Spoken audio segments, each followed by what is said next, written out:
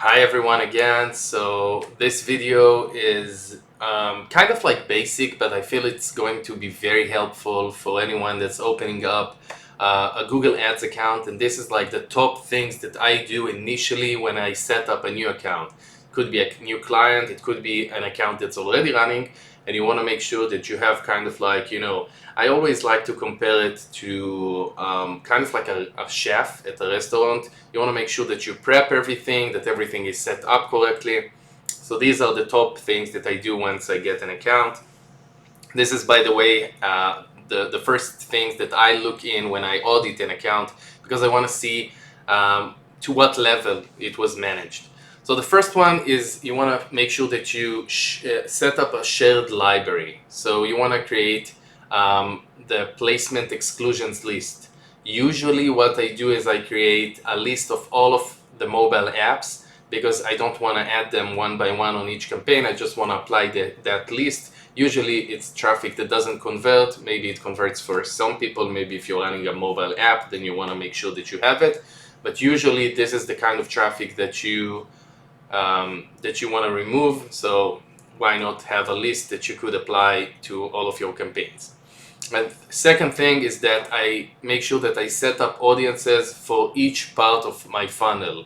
Just create data segments, audience segments. So I would have people who add to cart, people who purchased, people who visited my website, and then I like to create time segments, for example, 7, 14, 30, 90, and 180 days, so that I could add a bunch of audiences inside each campaign, and then I bid adjust them and I can manipulate those audiences and see how each segment actually converted.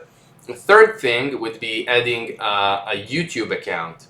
So you want to make sure that you have a YouTube account, that it's linked. It helps with the audiences, it helps with the data. You want to make sure you want to see how many people subscribe to your channel and stuff like that.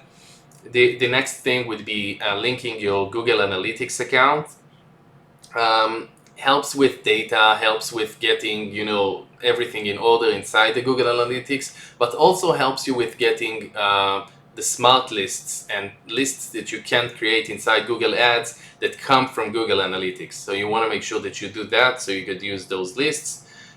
You want to make sure that you create conversions. Usually what people would do, if they have Shopify, they can link it, it works automatically, but if they're setting the account up manually, they would create one conversion, purchases, and that's that. You want to make sure that you create also those micro conversions, which means adding to cart, adding to wish list, initiating the checkout.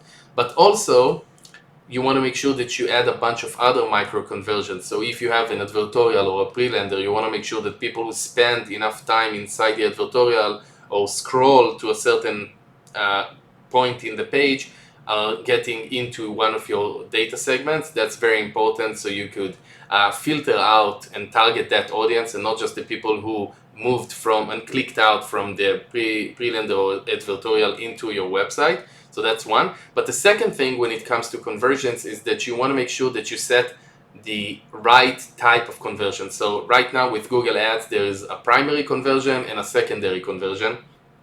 Primary conversions are used for optimizing and lots of other stuff. Secondary conversions are going to be used just for data, not just for reporting purposes. It's also for how Google actually sees the funnel and the conversion rate. So you want to make sure that you don't set up, sometimes I see accounts with lots of primary conversion types and stuff like that. That messes up the account. And you want to make sure that you create the last thing when it comes to managing an existing account or opening up a new Google Ads account, is that you want to make sure that you create the search lists. So for example, the easiest list, the most trivial list to create would be the brand that you're running. You want to make sure that you have all of the names of the brand so you could exclude them from certain campaigns that are non-branded campaigns. So that again would help you with how fast you're setting up the accounts, how fast you're managing it, and how fast you're gonna be able to open up campaigns later on. So I'm gonna show you a few things of what I was talking about. So the first thing would be making sure that you go into the tools and settings, and this is where you're gonna see the placement exclusions lists. So you see I already have my Wolf apps, which is basically all of the mobile app categories. So you want to make sure that you set up that. When it comes to the keyword lists, the lists for search campaigns, this is called the negative keyword lists, and you want to make sure that you just add a new type of list here, and then you can apply it through this page or through the campaign itself.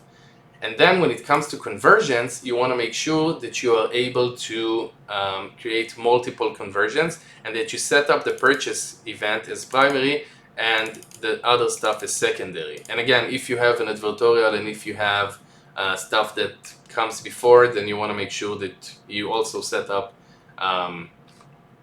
events like percentage of scroll rate or the time that the user spend inside the advertorial and stuff like that.